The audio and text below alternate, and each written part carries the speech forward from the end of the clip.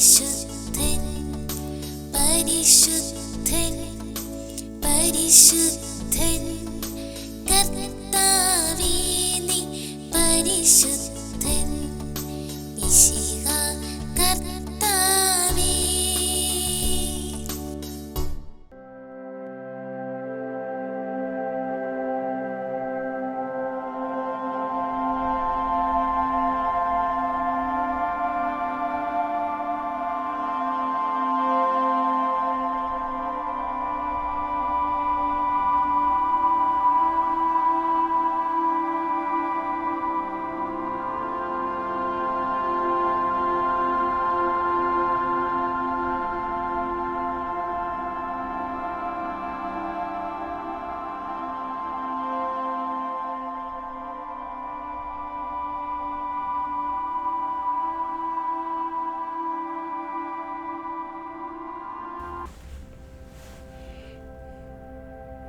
പരിശുദ്ധ പരമാധികാരുണ്യത്തിന് എന്നേരവും ആരാധനയും സ്തുതിയും പുകഴ്ചയും ഉണ്ടായിരിക്കട്ടെ. പരിശുദ്ധ പരമാധികാരുണ്യത്തിന് എന്നേരവും ആരാധനയും സ്തുതിയും പുകഴ്ചയും ഉണ്ടായിരിക്കട്ടെ. പരിശുദ്ധ പരമാധികാരുണ്യ ഈശോയ്ക്ക് എന്നേരവും ആരാധനയും സ്തുതിയും പുകഴ്ചയും ഉണ്ടായിരിക്കട്ടെ.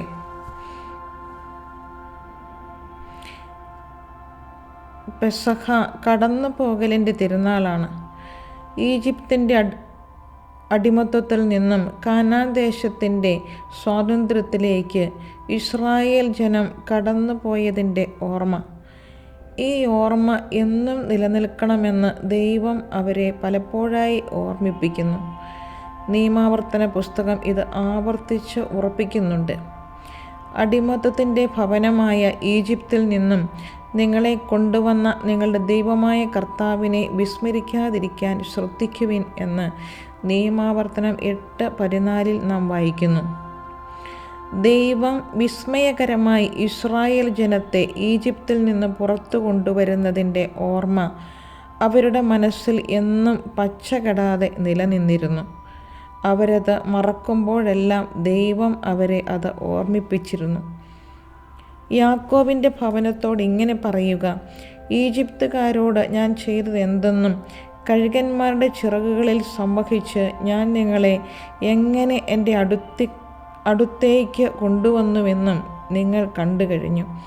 അതുകൊണ്ട് നിങ്ങൾ എൻ്റെ വാക്ക് കേൾക്കുകയും എൻ്റെ ഉടമ്പടി പാലിക്കുകയും ചെയ്താൽ നിങ്ങൾ എല്ലാ ജനതകളിലും വെച്ച് എനിക്ക് ഏറ്റവും പ്രിയപ്പെട്ട എൻ്റെ സ്വന്തം ജനമായിരിക്കും. പുറപ്പാട് 19:4. ഇങ്ങനെ ഓർമ്മിച്ചും ഓർമ്മിപ്പിച്ചും എന്നും ദൈവവും ഇസ്രായേലും ഓർമ്മ പുതുക്കിക്കൊണ്ടിരുന്നു.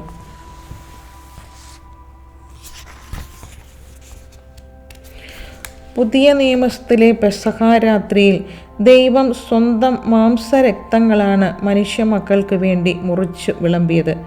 എന്നിട്ട് അവിടുന്ന് പറഞ്ഞു: ഇതെൻ്റെ ഓർമ്മയ്ക്കായി ചെയ്യുവിൻ. പഴയ നിയമത്തിലേതുപോലെ വെറുതെ ഒരു ഓർമ്മയായി ആചരണമായി കൊണ്ടാടാനല്ല അവിടുന്ന് പറഞ്ഞത്. പിന്നെയോ സ്വന്തം ശരീരവും രക്തവും മറ്റുള്ളവർക്കായി പകുത്തു കൊടുക്കുന്നു എന്നുള്ള ഓർമ്മപ്പെടുത്തലായിരുന്നു അത്. ദൈവത്തിൻ്റെ മനസ്സ് സ്വന്തമാക്കണമെന്നാണ് അവിടുന്ന് ആഹ്വാനം ചെയ്യുന്നത്. തൊട്ടടുത്തിരിക്കുന്നവൻ ഒറ്റിക്കൊടുക്കുമെന്നറിഞ്ഞിട്ടും അവനും തൻ്റെ ഭക്ഷണത്തിൽ ഒരു പങ്ക് നൽകിയ മനസ്സാണ് അവിടുത്തേത്. ചുംബിച്ചുകൊണ്ട് കെട്ടിപ്പിടിച്ച് വഞ്ചിച്ചവനെ സ്നേഹിത എന്ന് വിളിച്ചവനാണ് അവിടുന്ന്. ഇത് എൻ്റെ ഓർമ്മയ്ക്കായി ചെയ്യുവിൻ എന്ന് പറയുന്നു. ഈ ഓർമ്മ കൊണ്ടാടലായിരിക്കണം പുതിയ നിയമത്തിലെ പെസഹ. വെറുതെ ഒരു ആചാരമായി ഇതിനെ കാണരുത്. പിന്നെയോ ഇത് എൻ്റെ ആത്മാവിൽ എന്നും പച്ചകെടാതെ നിൽക്കുന്ന ഒരു ഓർമ്മ ആയിരിക്കണം. അതിനേക്കാൾ ഉപരി എൻ്റെ ജീവിതത്തിൻ്റെ ഭാഗമായി ഇത് മാറണം. ഓരോ ദിവസവും ഞാൻ മുറിക്കപ്പെടണം. അത് എനിക്ക് വേണ്ടിയിട്ട് മാത്രമായിരിക്കരുത്. യൂദാസ് യേശുവിനെ ഒറ്റിക്കൊടുത്തപ്പോൾ അവൻ തനിക്ക് വേണ്ടി തന്നെയാണ് മുറിച്ചത്. എനിക്ക് എന്ത് കിട്ടും എന്നായിരുന്നു അവൻ്റെ ചിന്ത. ഈ ചിന്തയാണ് സ്വയം മുറിക്കപ്പെട്ടാലും നമ്മുടെയൊന്നും മുറിവുകൾ ഓർമ്മയാകാത്തതിൻ്റെ കാരണം. മറ്റുള്ളവർക്ക് വേണ്ടി മുറിക്കപ്പെടുന്നവരെ മാത്രമേ ലോകം ഓർക്കുകയുള്ളൂ. അവരുടെ ഓർമ്മ മാത്രമേ നിലനിൽക്കുകയുള്ളൂ.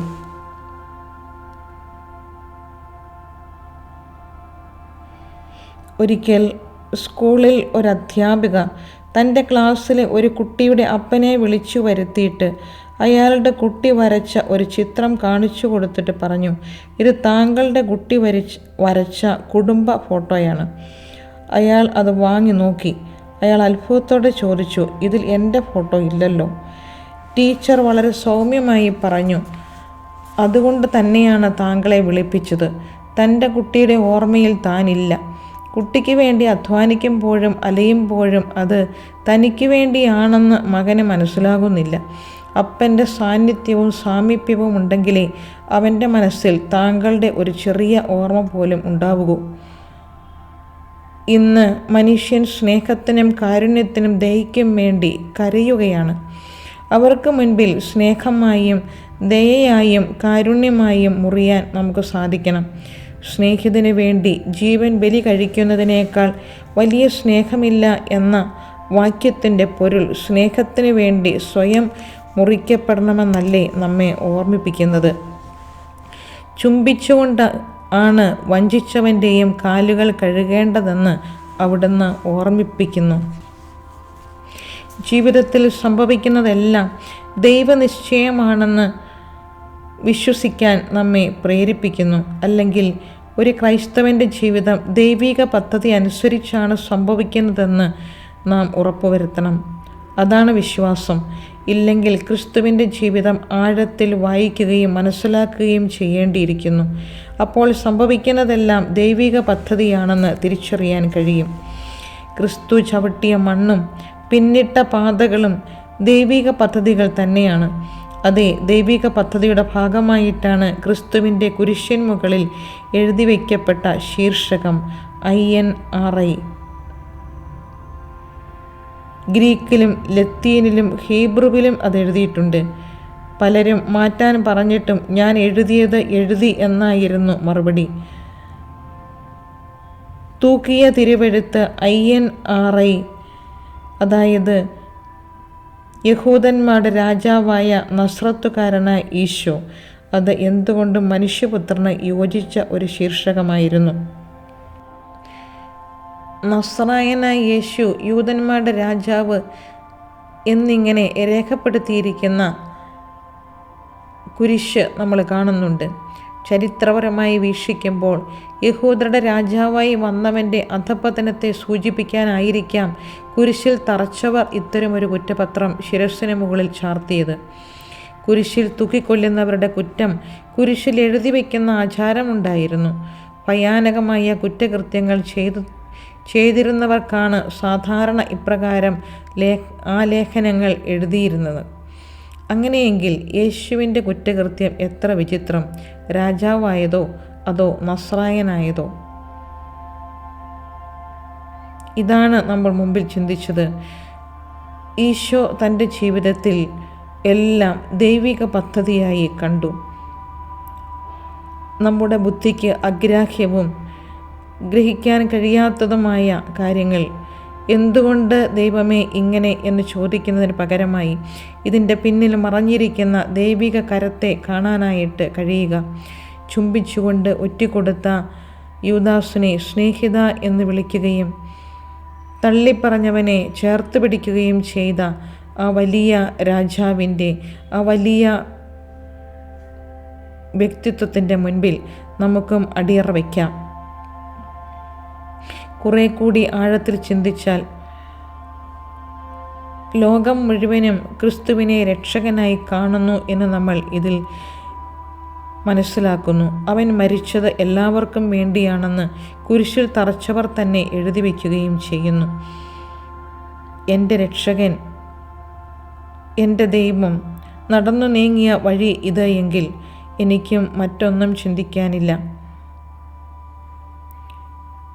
ക്ഷമയുടെ, സ്നേഹത്തിൻ്റെ, ശൂന്യമാക്കൽപ്പെടലിൻ്റെ മഹത്വം എന്താണെന്ന് കാട്ടിത്തന്ന രക്ഷകൻ്റെ വഴിയെ തന്നെയല്ലേ ഞാനും രക്ഷയുടെ പാതയിൽ നടന്നു നീങ്ങേണ്ടത്. ഞാൻ കുരിശിൽ ഉയർത്തപ്പെടുമ്പോൾ സകലരെയും എന്നിലേക്ക് ആകർഷിക്കും എന്ന് പറഞ്ഞവൻ, കുരിശിലേക്ക് നടന്ന വഴികൾ നമുക്കും വ്യക്തമാണല്ലോ.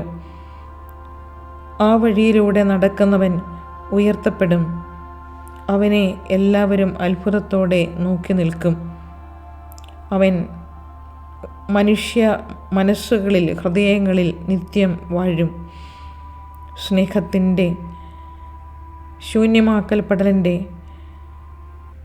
അടിമയെപ്പോലെ ശുശ്രൂഷ ചെയ്യുന്നതിൻ്റെ എല്ലാ മഹത്വം ഈ പെസഹ നാളിൽ ദൈവം നമ്മെ ഓർമ്മിപ്പിക്കുന്നു. നമ്മുടെയും വഴികൾ ഇതെന്ന് തിരിച്ചറിഞ്ഞ് നമുക്കും ആ പാതകളെ പിൻചെല്ലാം, അവിടുത്തെ പാദങ്ങളിൽ പുണരാം.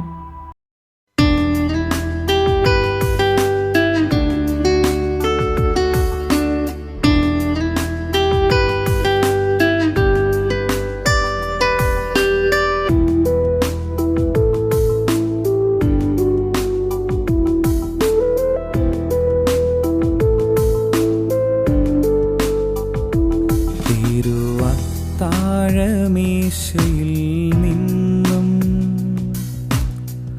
ഒഴുകിയിറങ്ങുന്ന കാരുണ്യമേ, താഴമേശയിൽ നിന്നും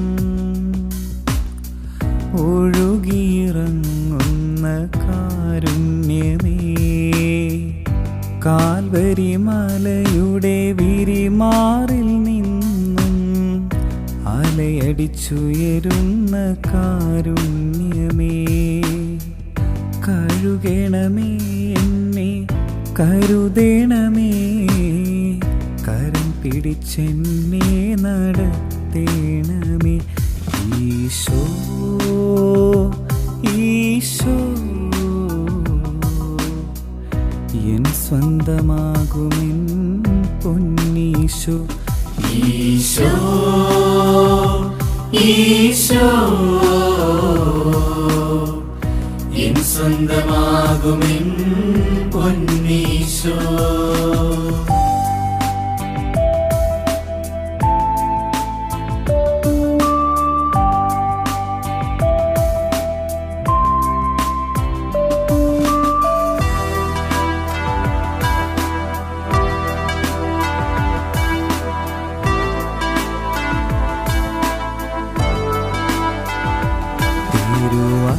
താഴമേശയിൽ നിന്നും അപ്പമായി തീരുന്ന കാരുണ്യമേ, അന്ത്യത്തോളം കൂടെ വസിക്കാൻ ഭോജ്യമായി മാറുന്ന കാരുണ്യമേ, നിറയണമേ എന്നിൽ, അലിയണമേ, അങ്ങേതായി മാറ്റണേ ഈശോ. ഈശോ ഈശോ എൻ സ്വന്തമാകുമെൻ പൊന്നീശോ. ഈശോ ഈശോ എൻ സ്വന്തമാകുമെൻ പൊന്നീശോ.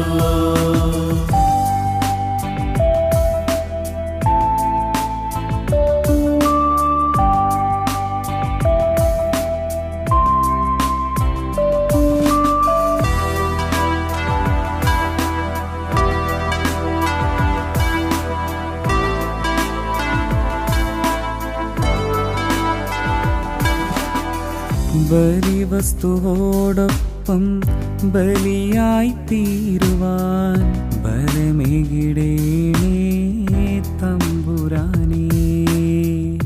ജീവിതയാത്രയിൽ തിരുപ്പാതേയമായി രക്തശരീരങ്ങൾ ബലമാകട്ടെ. ഈശോ ഈശോ എൻ സ്വന്തമാകുമെൻ പൊന്നീശോ. ഈശോ ഈശോ എൻ സ്വന്തമാകുമെൻ പൊന്നീശോ.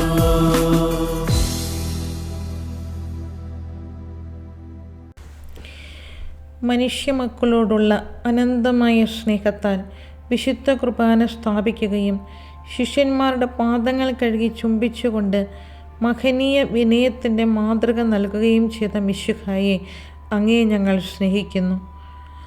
അയോഗ്യരായി ഞങ്ങളെ അത്യധികമായി സ്നേഹിക്കുകയും ഏകജാതനെ ഞങ്ങൾക്കായി സമ്മാനിക്കുകയും ചെയ്ത വത്സല പിതാവേ, അങ്ങേ ഞങ്ങൾ സർവാത്മന വണങ്ങുന്നു. സ്നേഹാരൂപിയായ പരിശുദ്ധാത്മാവേ, ഞങ്ങളുടെ ആത്മാക്കളിൽ വാഴുന്ന ദിവ്യപ്രകാശമേ, അങ്ങേ ഞങ്ങൾ സ്തുതിക്കുന്നു. പരിശുദ്ധ പരമ ദിവ്യകാരുണ്യത്തിന് എന്നേരവും ആരാധനയും സ്തുതിയും പുകഴ്ചയും ഉണ്ടായിരിക്കട്ടെ. പരിശുദ്ധ പരമ ദിവ്യകാരുണ്യത്തിന് എന്നേരവും ആരാധനയും സ്തുതിയും പുകഴ്ചയും ഉണ്ടായിരിക്കട്ടെ.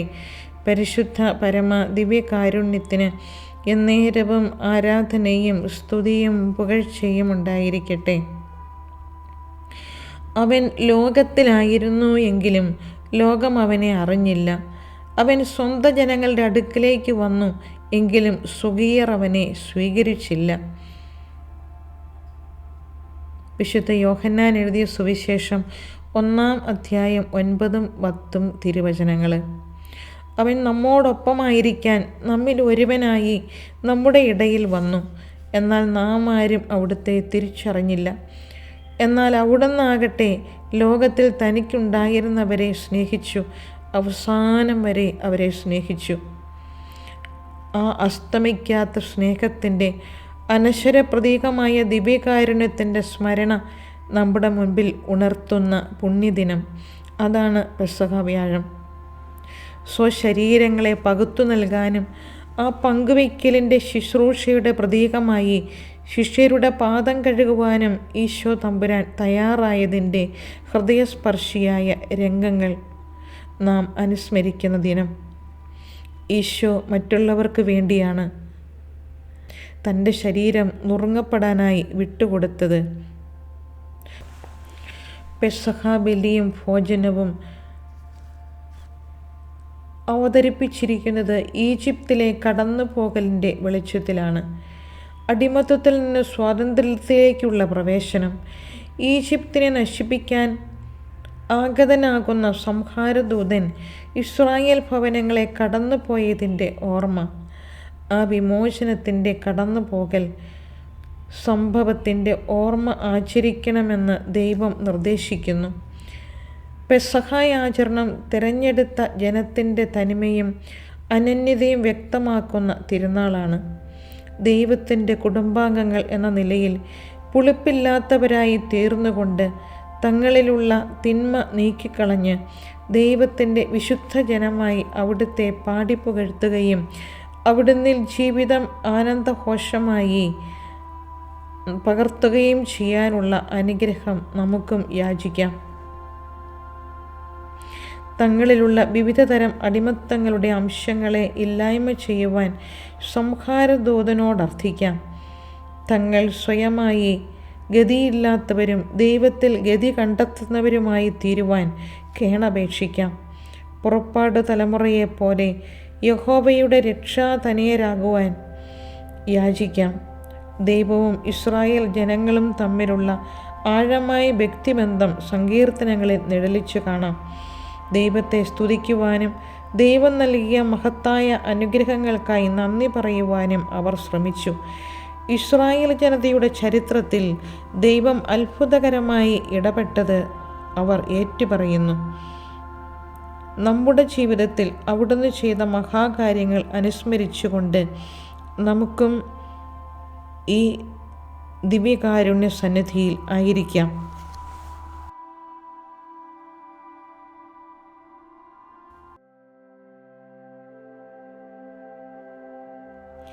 തനിക്കായി പെസഹ ഭക്ഷണം ഒരുക്കാൻ അവിടുന്ന് ശിഷ്യന്മാർക്ക് കൽപ്പന നൽകുന്നു.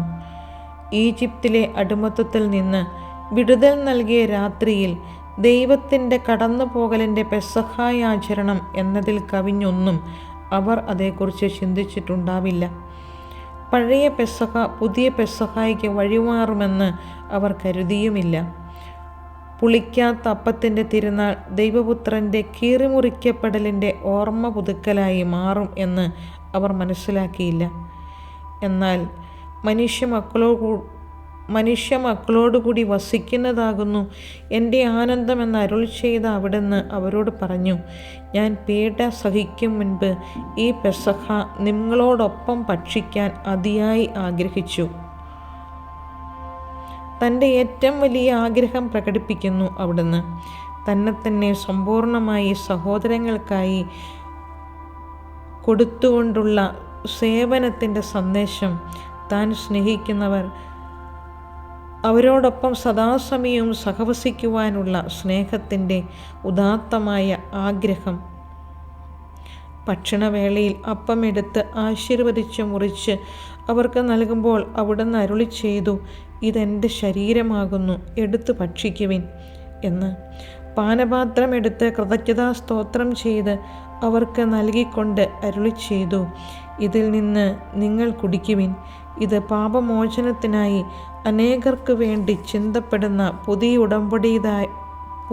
ഉടമ്പടിയുടേതായ എൻ്റെ രക്തമാകുന്നു.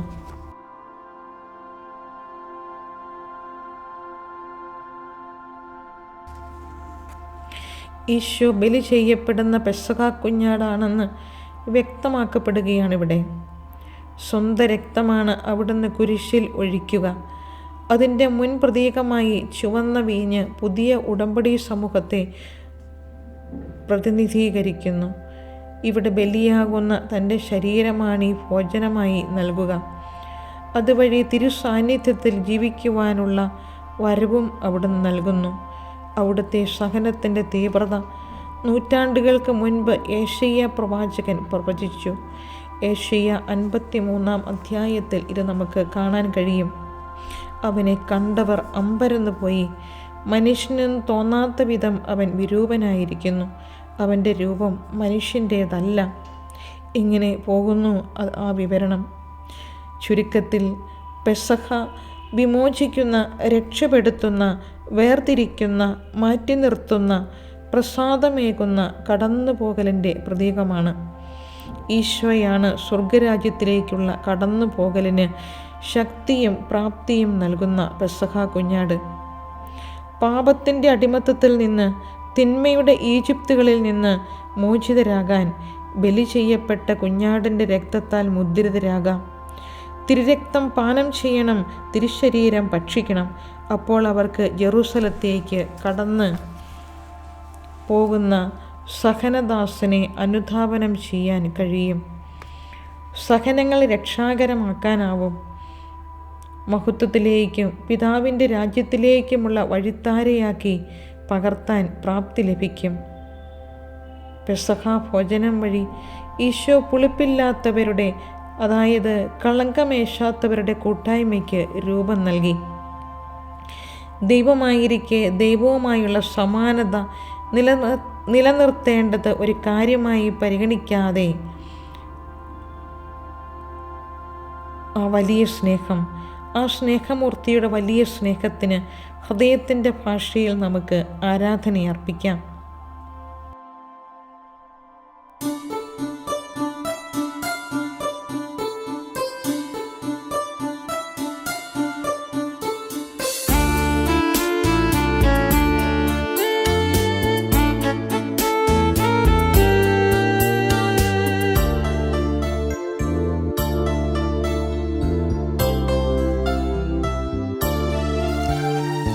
പരമദിവ്യകാരുണ്യമേ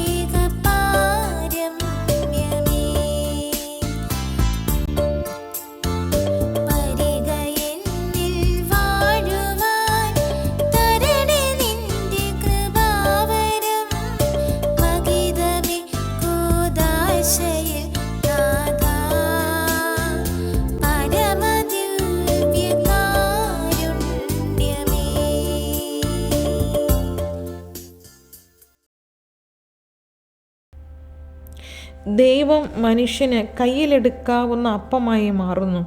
ഇതിലധികം ഒരു ദൈവത്തിന് നമ്മുടെ ഇടയിലും നമ്മോടൊപ്പവുമാകാൻ കഴിയുകയില്ല. നാം ആഹരിക്കുന്ന ഭക്ഷണമായി തീരുന്നു എന്ന് പറഞ്ഞാൽ നമ്മിൽ അലിഞ്ഞ് ഇല്ലാതായി തീരുന്നു എന്നാണ്. ഇതിൻ്റെ ഓർമ്മയ്ക്കായി ചെയ്യുവിൻ. ദൈവത്തിനും മനുഷ്യനും മറക്കാനാവാത്ത ഓർമ്മയായി തീർന്നവനാണ് ഈശോ. സഹോദരങ്ങൾക്ക്, ശത്രുക്കൾക്ക് പോലും അന്നമായി തീർന്നു അവിടുന്ന്. നാമും ഓർമ്മയായി തീരാൻ വിളിക്കപ്പെട്ടവരാണ്. ദൈവത്തിനും മനുഷ്യനും മറക്കാനാവാത്ത ഓർമ്മകൾ. ഭക്ഷിക്കണമെങ്കിൽ ചെറുതാകണം, മുറിക്കപ്പെടണം. മുറിക്കപ്പെടാത്ത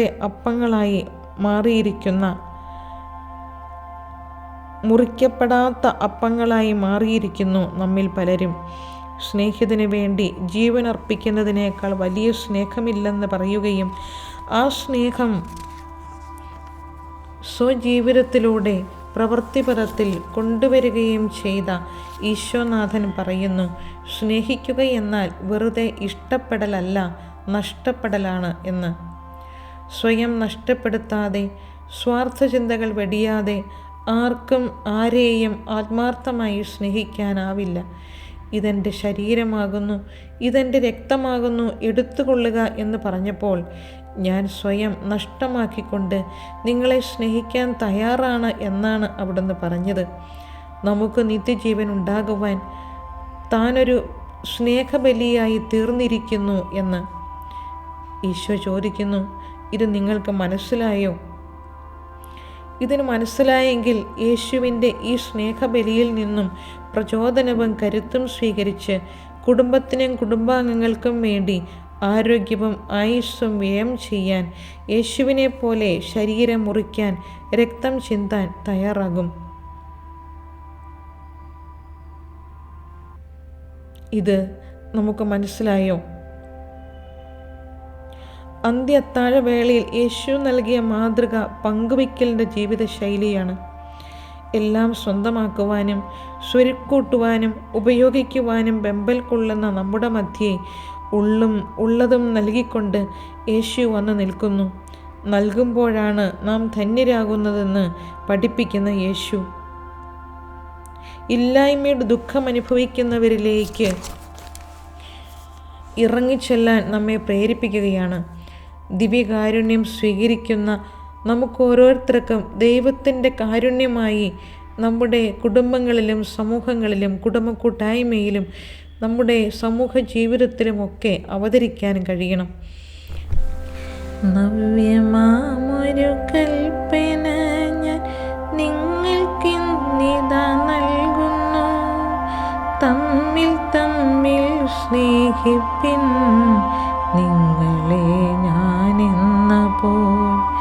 തമ്മിൽ തമ്മിൽ സ്നേഹിപ്പിൻ, നിങ്ങളെ ഞാനെന്ന പോൽ.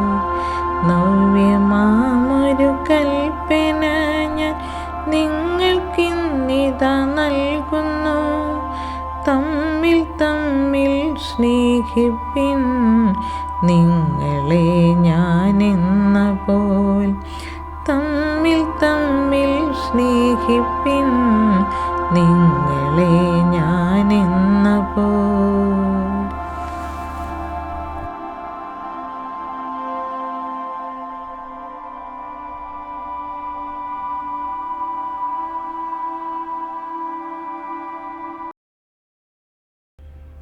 നമ്മുടെ സ്വാർത്ഥതയുടെ പുറന്തോട് ഭേദിച്ച് പുറത്തു കടക്കാതെ നമുക്ക് ദിവ്യകാരുണ്യമായി മാറാനാവില്ല.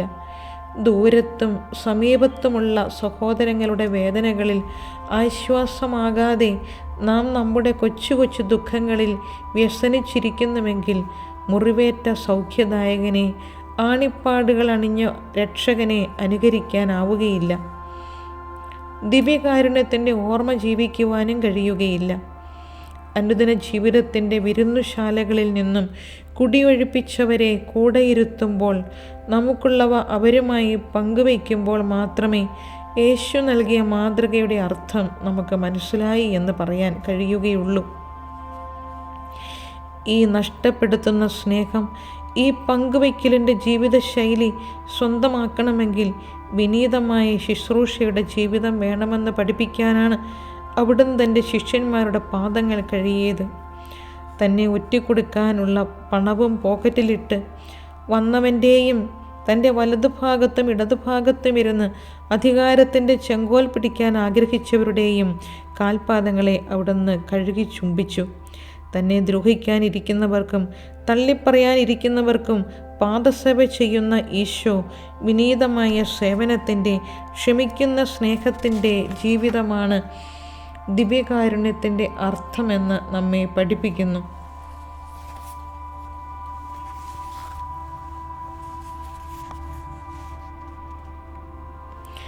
നമ്മെ ദ്രോഹിക്കുന്നവരെ, അകാരണമായി പീഡിപ്പിക്കുന്നവരെ, തെറ്റിദ്ധരിക്കുന്നവരെ, തള്ളിപ്പറയുന്നവരെ എല്ലാം മറന്ന് സ്നേഹിക്കാനും സേവിക്കാനും അവർക്ക് ശുശ്രൂഷ ചെയ്യാനും നമുക്കാകുമ്പോൾ നമുക്ക് യേശുവിനോട് മറുപടി പറയാൻ കഴിയും. ഈശോയെ, നീ ചെയ്തത് എന്താണെന്ന് ഞങ്ങൾക്ക് മനസ്സിലായി.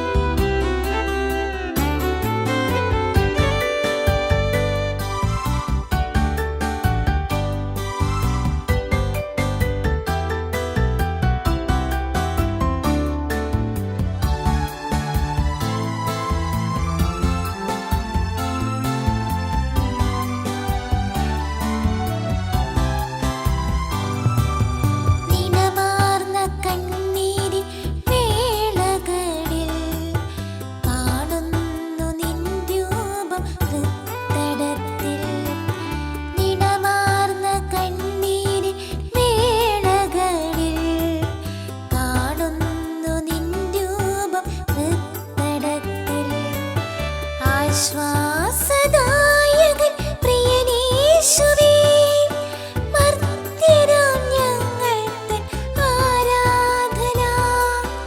ആശ്വാസദായകൻ പ്രിയനേശുവേ, മർത്യരാം ഞങ്ങൾ തൻ ആരാധന.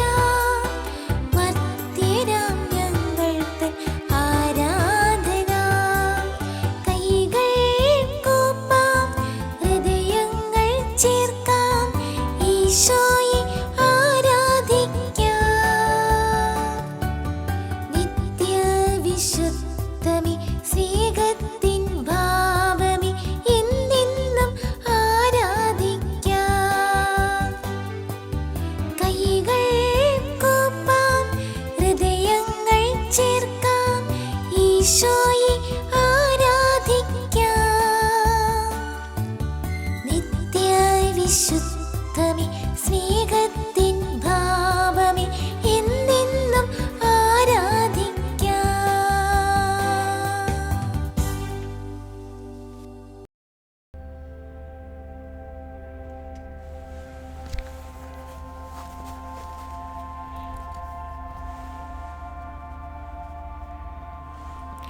ഈ പെസഹ ആചരണം നമ്മെ സംബന്ധിച്ചിടത്തോളം ഒരു കടന്നുപോകലിൻ്റെ ദിനമാകട്ടെ എന്ന് നമുക്ക് ആഗ്രഹിക്കാം, പ്രാർത്ഥിക്കാം. ദിവ്യകാരുണ്യത്തിൻ്റെ അർത്ഥം ആഴത്തിൽ തിരിച്ചറിഞ്ഞ് ഇഷ്ടപ്പെടുന്ന സ്നേഹത്തിൽ നിന്നും നഷ്ടപ്പെടുന്ന സ്നേഹത്തിലേക്കും എല്ലാം സ്വന്തമാക്കി സന്തോഷിക്കുവാനുള്ള മനോഭാവത്തിൽ നിന്നും പങ്കുവയ്ക്കലിൻ്റെ, പകുത്തുകൊടുക്കലിൻ്റെ ജീവിതശൈലിയിലേക്കും അധികാരമോഹത്തിൽ നിന്നും വിനയഭാവത്തിലേക്കും വിദ്വേഷത്തിൽ നിന്നും ക്ഷമിക്കുന്ന സ്നേഹത്തിലേക്കുമുള്ള കടന്നുപോകലിൻ്റെ ദിവസം. ആ കടന്നുപോകൽ നമുക്കും മറ്റനേകർക്കും രക്ഷയുടെ അടയാളമാകുന്ന ഒരു നവ്യമായ ഓർമ്മയായി തീരട്ടെ എന്ന് ദിവ്യകാരുണ്യ സന്നിധിയിലിരുന്ന് നമുക്ക് ഈ നിമിഷം പ്രാർത്ഥിക്കാം. അതിനുള്ള ശക്തി നമുക്ക് ആർജിച്ചെടുക്കാം. യേശുവിൻ്റെ മേശയിൽ നിന്ന് ഭക്ഷിക്കുന്നവർ ഏകോദര സഹോദരങ്ങളായി തീരേണ്ടവരാണ്. സ്നേഹത്തിലും സന്തോഷത്തിലും സൗഹൃദത്തിലും സമാധാനത്തിലും കഴിയുന്നവർ, കഴിവ് കുറഞ്ഞവരെ പ്രത്യേകം പരിഗണിക്കുന്നവർ, അവരുടെ ആവശ്യങ്ങൾ നിറവേറ്റുവാൻ ത്യാഗപൂർവം പരിശ്രമിക്കുന്നവർ, ഇതരരുടെ നന്മയ്ക്ക് കീറിമുറിക്കപ്പെടുവാനും ചിന്തപ്പെടുവാനും സദാ സന്നദ്ധരായവർ. ഈ സ്നേഹകുദാശയുടെ കർത്താവിൻ്റെ വലിയ സ്നേഹത്തിൻ്റെ ജീവിക്കുന്ന രൂപമായ ദിവ്യകാരുണ്യ സന്നിധിയിലിരുന്നു കൊണ്ട് നമ്മുടെ ഹൃദയങ്ങളെ ദിവ്യകാരുണ്യനാഥൻ്റെ ഹൃദയസ്പന്ദനങ്ങളോട് ചേർത്ത് വെച്ചുകൊണ്ട് നമുക്കും പറയാം, കർത്താവേ, എനിക്കും ജീവിക്കണം ഇങ്ങനെ. അങ്ങയെപ്പോലെ എനിക്കും സ്നേഹിക്കണം, അങ്ങയെപ്പോലെ എനിക്കും സഹിക്കണം, അങ്ങയെപ്പോലെ എനിക്കും ക്ഷമിക്കണം, അങ്ങയെപ്പോലെ എനിക്ക് മറ്റുള്ളവർക്ക് ശുശ്രൂഷ ചെയ്യണം. അങ്ങനെ എൻ്റെ ജീവിതം അങ്ങയുടേതുപോലെ ആയിത്തീരട്ടെ. ഇനി ഞാനല്ല, മിശിഹായ് എന്നിൽ ജീവിക്കുന്നു എന്ന് പറഞ്ഞ വിശുദ്ധ ശ്ലീഹായുടെ ഭാവത്തോടെ ഞങ്ങൾക്കും ആ കൃപ ലഭിച്ചു തരണമേ, നേടിത്തരണമേ ദിവ്യകാരുണ്യനാഥ എന്ന് നമുക്ക് ആത്മാർത്ഥമായി പ്രാർത്ഥിക്കാം.